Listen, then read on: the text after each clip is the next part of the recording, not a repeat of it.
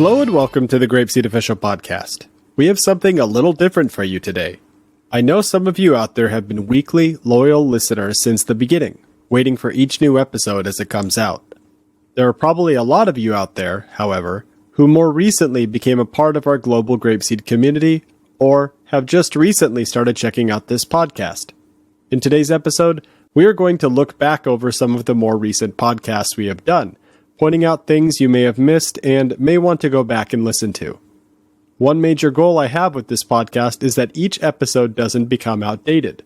You can go back and listen to our initial 20 episodes of the Open the Box series, and even though they were made and released almost 2 years ago, the content in them is still relevant and applicable now. This podcast will cover what we have released in the last couple months, and we will look to have review episodes like this once a season.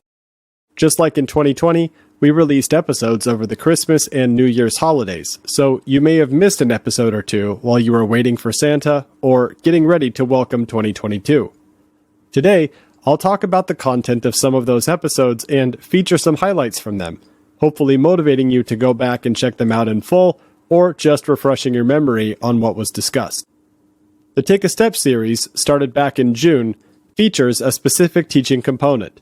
We look at the learning objectives and the quick checks for it in the teacher manual, and then dive into the daily lesson plans. The idea is that we review the big picture goals for the component and then look at how the careful design of GrapeSEED in the day-to-day lesson plans helps us to achieve those goals. It's similar to using Google Maps or another navigation system. You have your overall objective, then the system figures out the most effective and efficient route for you to get there. We kicked off November of 2021 with episode 99, featuring the chant from Unit 5, Yes I Am. Episode 105 from December highlighted Freeze from Unit 6, and most recently, episode 110 showcased the Unit 7 song Tanya Had a Little Lamb, at the request of Grace, friend of the show, and coach in Japan. Here is a short clip from episode 105 on Freeze. We do this action activity again in Lesson 2. Before we start, we ask the class, when I say freeze, what do you do? Students might answer verbally or with physically freezing themselves. Both are okay. The goal is to make sure they remember the rules of the game before you begin. If you get no response at all from the class, you may want to explain it again like you did in Lesson 1. But generally, students will remember how much fun they had the first time and want to get right back into playing again.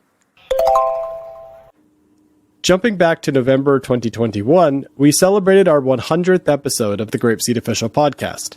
It turned out to be similar to a This and That episode, a conversation between Mikolos and I. However, the roles were reversed. Mikolos hosted the show and asked me the questions. So I guess you could call it a That and This episode. There was a lot of discussion about the podcast as a whole, and Mikolos asked some great questions, which you can hear one of in this clip. I want to kind of zoom out in order to kind of maybe bring this conversation to a close.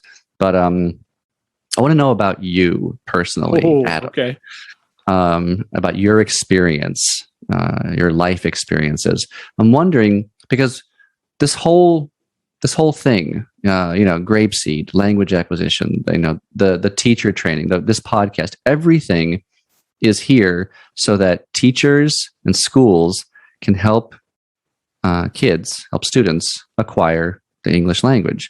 And I wonder, for you, because everyone out there, there are a lot of teachers out there who are multilingual themselves, who have maybe have a native language, maybe more than one native language, or maybe acquired a second language after the fact. But for you, I know that you are not monolingual, you are multilingual.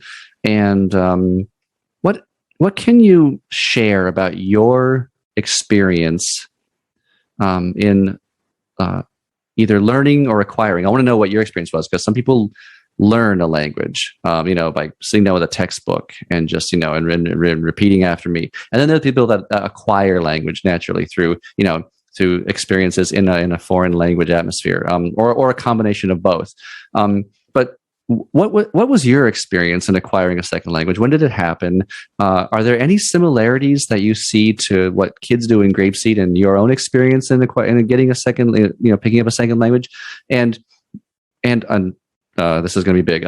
What can teachers learn by considering their own language acquisition and language learning experiences? And that's a lot, but feel free to answer it in any way that you feel is appropriate. But my own personal route was really convoluted. So in high school, 4 years of Spanish, I don't remember any of it, but I really did enjoy it. And then in college, I took 2 Japanese classes because I was anticipating coming to Japan to at least spend a couple years teaching English before going home and becoming a scientist. And we all know, now that I'm the host of the GrapeSEED Official Podcast, we all know how that turned out.